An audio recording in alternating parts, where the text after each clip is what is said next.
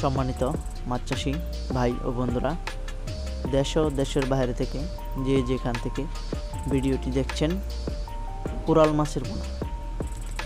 এই সমস্ত কোরাল মাছের পোনা পুকুরে কত পিস প্রতি শতাংশে মাছ দেওয়া যায় এবং কি কত ফিট পানি হলে এই মাছটি চাষের মাধ্যমে এনে কিংবা করে সফলতা আনা যায়। যে সমস্ত পুকুরে চাষ করবেন মিনিমাম 5 ফিট পানি রাখতে হবে।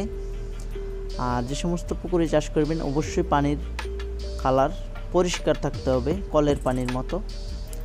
আর যে সমস্ত পুকুরে চাষ করবেন, আর এই মাছের খাবার হচ্ছে কি, এই মাছের খাবার হচ্ছে আপনারা রুই মাছের ধানিপোনা কিংবা ব্রিকেট মাছের ধানিপোনা কিংবা সিলভার মাছের ধানিপোনা কিংবা বাটা মাছের ধানিপোনা, এই সমস্ত ধানিপোনা করে এই মাছের পোনাগুলো কিন্তু আপনারা চাষে করতে পারেন। কিন্তু এই মাছের পোনাগুলো প্রতি শতাংশে কয় পিস দেওয়া যায়?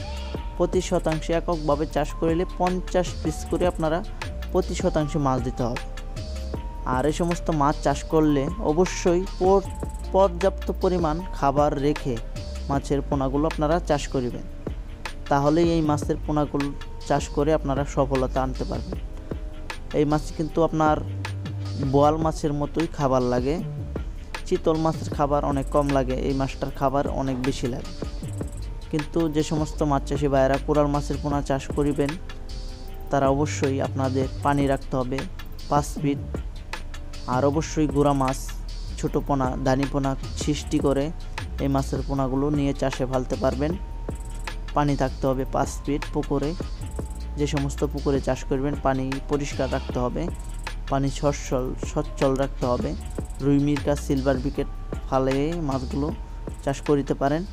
যদি আমাদের এই সমস্ত পোনাগুলো নিতে চান যোগাযোগ করতে পারেন।